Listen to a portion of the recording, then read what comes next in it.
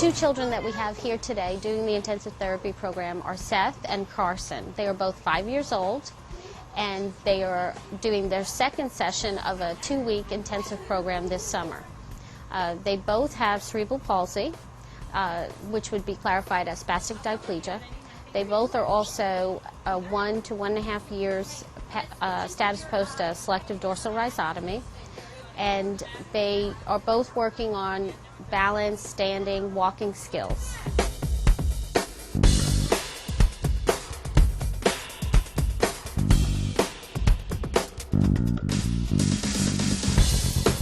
How long are you going to hold it for?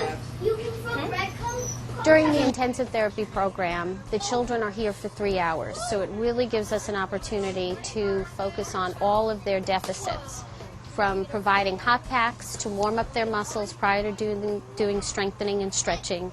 We put them through some stretching activities and then also strengthening to really focus on all of where their weaknesses are. We then progress to doing using the TheraSuit during the intensive therapy program, and we're able to use the TheraSuit while they're walking on the treadmill or doing balance activities or standing. Then the children are progressed to doing activities in the cage, using the resistance of the bungees and the assistance of the bungees to do jumping, balance activities, inversion exercises. We also use various other activities during this program just to gain the next skills that these children are working on. All right, lay down, like this. The TheraSuit is very specialized, and it's used for approximately 1 to 1.5 hours during the 3-hour program.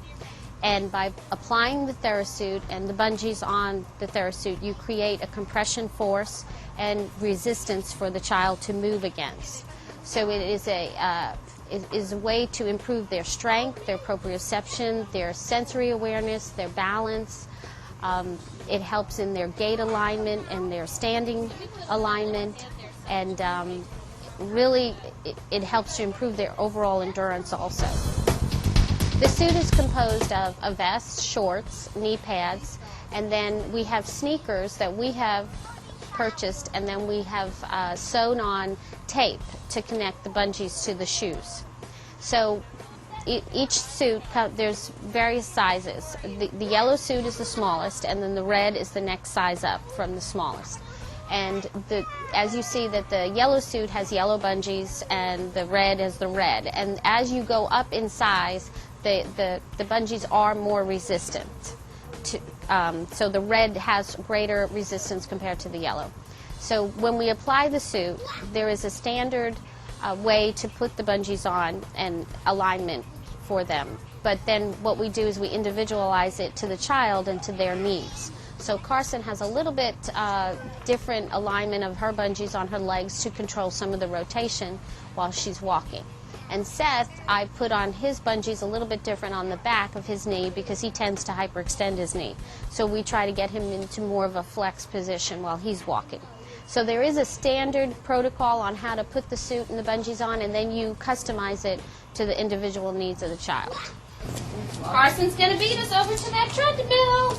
Once you have all the bungees applied, it creates resistance around the entire body. It's not just on the front or on one leg when you put a weight on a leg, on an ankle, but yet you have total compression and resistance throughout 360 degrees around the body. And you're able to get the child into the best alignment using the bungees, so that, like with Seth, trying to get him into more of a flex position so he's not hyperextending his knee. And then he has to then work against these bungees, and so they also promote greater alignment and facilitation of the correct movements that you want him to use, and at the same time also providing some resistance. So he has to strengthen his muscles as he's moving. And this compression force is a lot of deep compression, which these children with cerebral palsy tend to have impairments in their sensory system, their proprioception, their body awareness. So the other benefit is that they really get a lot of deep pressure in through their skeletal system, and it creates a better awareness for them of where their body is in space.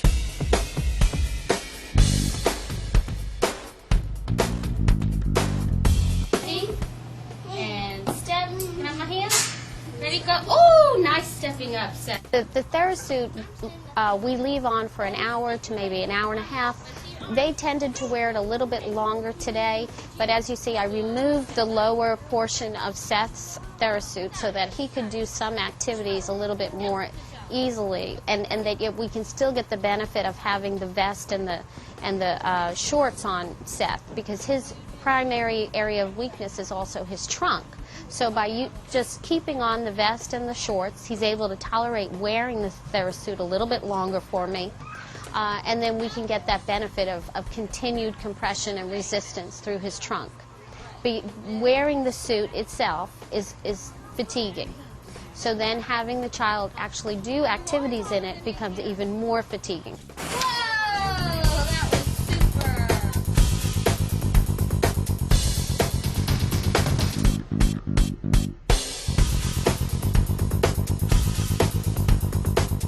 In order to use the TheraSuit, the therapist must be trained by the Pediatric Fitness Center, which is the originator of the TheraSuit, and the therapist goes and is trained for a week in how to use the TheraSuit.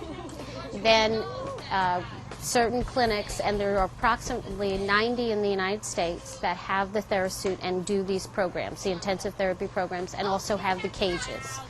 And during the training, you learn how to use the cages along with the TheraSuit. All right, ready, go. Push. Right, Missy. Push.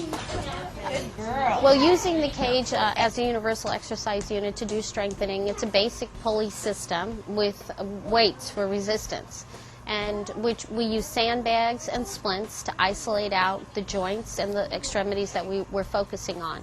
So by doing sandbagging one leg, putting a splint on the other, and then working on abduction, adduction, we can strengthen that one leg and teach that child how to use and move that one leg independent of everything else of their body, because in CP that's extremely hard for a child to do. Everything wants to move all at the same time or not at all. So trying to isolate out one extremity from everything else is really important skill for them to learn.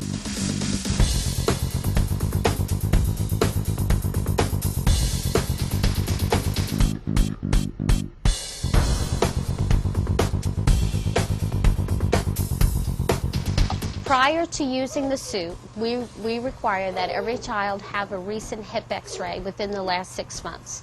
And they have to be cleared to use the suit, and from the orthopedist, who states that the hips are not subluxed and there's no danger in subluxation by wearing the suit. Also, if a child had severe scoliosis, they wouldn't be a candidate for the suit. There are other precautions, such as high blood pressure or cardiac impairment, that we would have to use judgment in using the suit.